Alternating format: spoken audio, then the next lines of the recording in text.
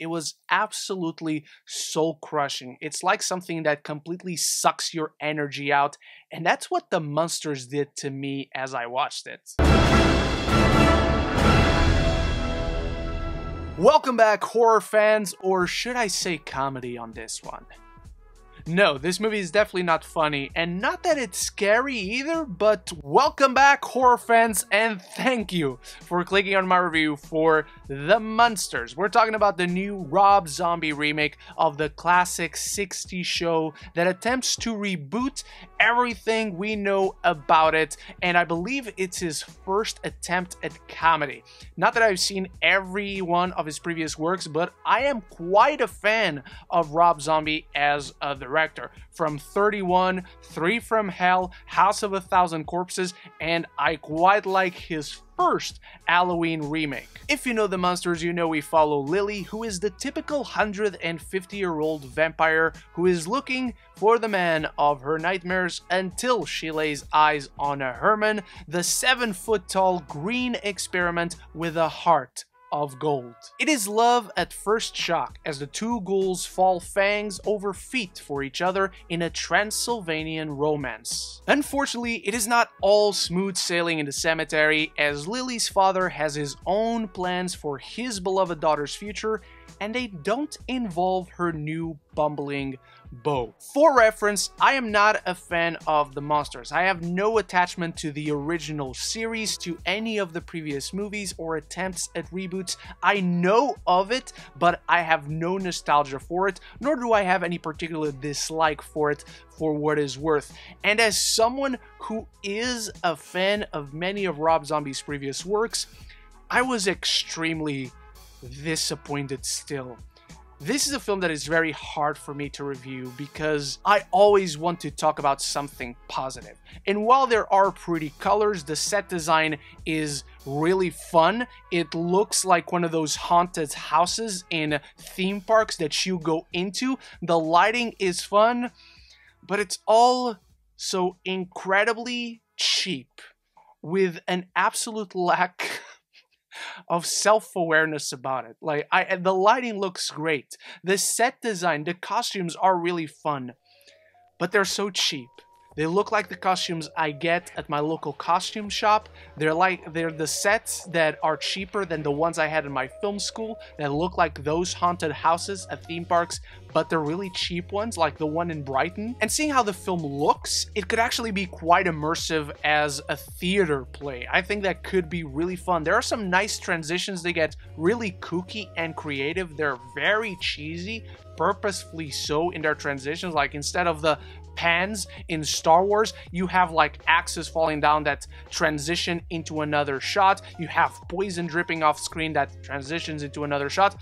They got creative with this, but the film doesn't have a good story going for it, barely has a story going for it. The acting is very amateurish, and I don't like blaming the actors, so I'm just going to say they look really fun in their costumes and they look like they're having a blast in this. Rob Zombie, as creative as he can be on camera, the man cannot write. Please do not allow this man to write ever again, and particularly do not allow him to write a comedy, because Rob Zombie is not funny. He is 10 times worse than when Michael Bay attempts to do comedy in his films. Even Rob Zombie's typical directing style and energy could actually make for a great fit to an updated Munsters reboot, but it completely disappears here, where the film feels like it has no direction. It's not leading to anywhere interesting or anywhere at all. Really, there's just a collection of scenes that happen one after the other, and they happen to feature some of the same characters here and there. All of the moments in this film feel like their first takes. The actors feel like they were given no direction, bringing us back to how it feels like they didn't even know the cameras were on. And I just feel sorry for Rob Zombie, because everything I've heard and read from him about making this film, he's very passionate about the Munsters, and I would actually like to see him broaden his genre horizons as a director. And I also like him as a musician, by the way. But none of that supposed passion is seen at any single frame throughout this film. It was absolutely soul-crushing. It's like something that completely sucks your energy out, and that's what the Munsters did to me as I watched it. And it feels unfair to call what the film delivers comedy. It's like the actors were just riffing, knowing they were throwing out bad jokes, but then they decided to use this footage as the actual film that honestly has no structure to it, has no flow. It feels like a series of sketches that are just collaged together and always feature the same characters. The story feels pointless, it feels aimless, nothing really of significance happens. You have moments in the Munsters' house, you have moments when Eddie and Lily go on their honeymoon, and then you eventually have moments where they find their new house, and you've seen all of this in the trailers. The trailers show most of the second and third act, if we even want to call it that. There's not even an attempt at creating an atmosphere.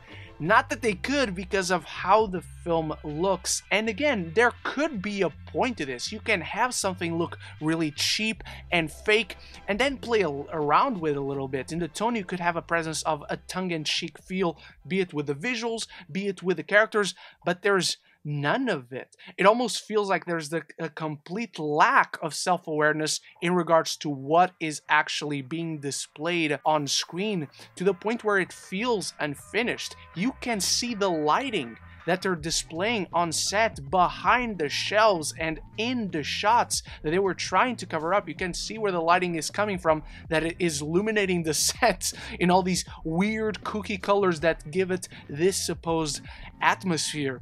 And to me, I find it so odd that a studio, any studio really, would spend any money on something like this. But at the same time, doesn't look like any money was spent on this. There isn't a dollar seen on screen, where cheap sets in my film school look more expensive than this when I made little shorts during my masters. It's a real disservice to comedy, to this franchise, and to people who loved it. The Munsters worked because they were the typical quotidian American family. They didn't see themselves as monsters whatsoever, despite living amidst suburbia in America. But that's not the case here. They live in Transylvania. There's a moment in Paris where they even find a dragon in the sewers, and that's the only scene we see the dragon in. They find it, they bring it to their bathtub, and that's it. The dragon is nowhere to be found after that. That's actually kind of funny how ridiculous it is. And even when you get to the point where they find themselves in suburbia, the film never takes advantage of that. The Munsters were funny because they saw themselves as normal and nobody else did. But in this film, despite one scene illustrating that, the rest of the film feels like it's completely unaware of this charm and chemistry between the characters that, again, are fine enough, but they feel more like the Disney cast members at Disneyland. They're playing the characters in funny enough ways, in quirky ways, over-the-top ways. It feels very much more like a theater play rather than an actual movie that you're watching on screen, but it has the budget still of a theater play. And I'm really sorry that I have no better things to say about the film besides the creative transitions, some of the set designs, the costumes. But before I dive into my final thoughts on Rob Zombie's The Munsters, I need you to start the conversation in the comments below. Did you enjoy this one? Are you a fan of the classic Munsters TV show? Anything and everything down there. And if you're enjoying this review, if you want to see more like it, or if you just love movies and TV in general, this is the place to be, so consider clicking that subscribe button and you won't miss any future conversations on your favorite movies and TV. Even with no nostalgia for the Munsters, this looks and is acted like a high school stage play, lacking any of the charm or self-awareness about it. It comes together as an assembly cut of unfunny sketches for the cheapest TV show never made. And even though I watched it yesterday, as of this recording, I'm still half convinced it was a prank, but I'm still yet to hear the punchline. I'm giving the Munsters an F. that is unfortunately my review on Rob Zombie's The Munsters. Let me know what you make of it in the comments below. I hope you enjoyed this a ton more than I did. Thank you so much for watching, and big thanks to my channel members for always supporting the channel. And I'll be back very soon with more reviews. So until the next one, love each other and love the movies.